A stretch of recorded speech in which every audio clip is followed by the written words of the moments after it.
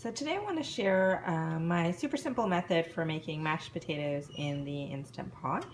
The first thing that you want to do is plug it in and then push the saute button. So what that does is heats up the pot and gets it ready for your food, which in turn will decrease the amount of time that you need to get the pot to pressure. It takes 10 seconds for the saute feature to turn on, so then it's turned on.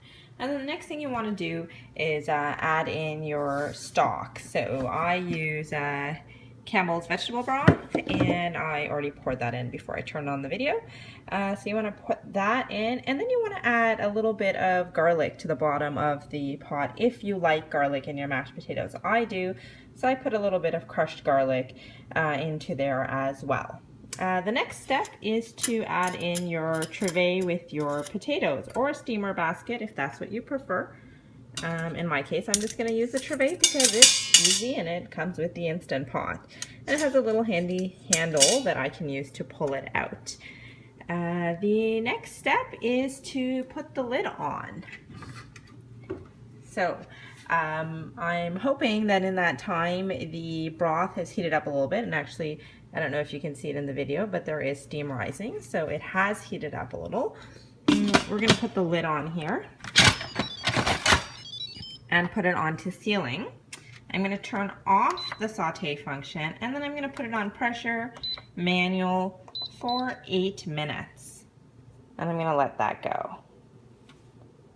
And in a few seconds it's going to say on while it builds up pressure.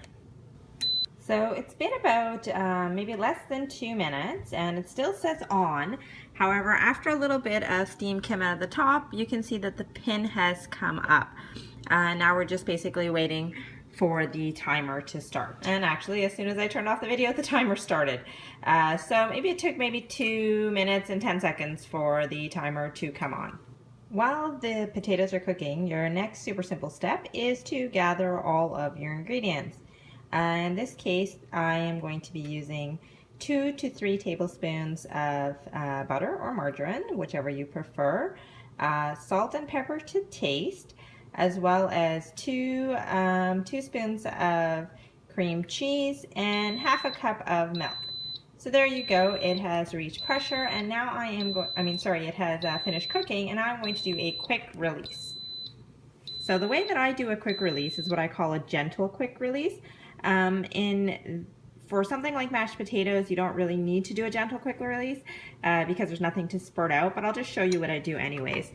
I take a towel and hold it behind the sealing ring, and I slowly move it forward, the knob. And kind of tap it to let out the initial pressure. And I don't know if you can see that in the video, but little bits of pressure is releasing as I tap it. And the reason I do that is because I often see lots of videos online of people having soups and applesauce and all sorts of stuff spurting out of the valve, and I really don't want that mess. And I don't want to have to clean the inside to that degree. So I just do this little tap method. And each time I hold the knob for a few seconds longer to get out the initial release, the big release of pressure. And then I can hear that it's starting to get slower, not as high pressure, so I will turn the knob fully. It takes a few seconds for all of the pressure to release.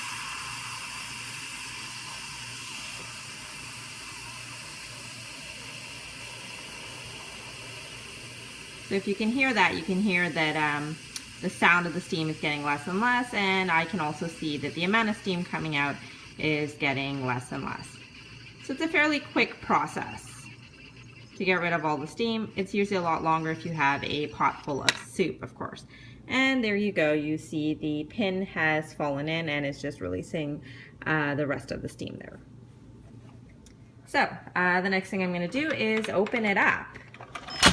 Turn sideways, open it up, and I'm going to see that my potatoes hopefully are all cooked. So I'm going to grab a fork and pierce it to see, yep, they are fully cooked, falling apart. So the reason this is super simple method is that you don't even have to drain the potatoes. You can actually just take the trivet by the handles and drop the potatoes right into the pot. And then I'm gonna add in my ingredients, which is kind of hard to do with one hand, so just give me a second.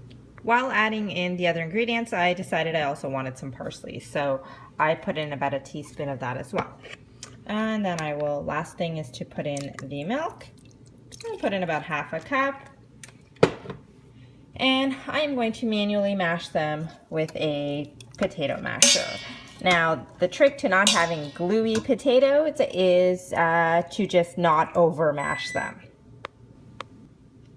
So, the potatoes are all mashed up with my handy potato masher, and while it may have seemed super wet while I was putting everything in, once it's all mashed together, the potatoes absorb all of the liquid.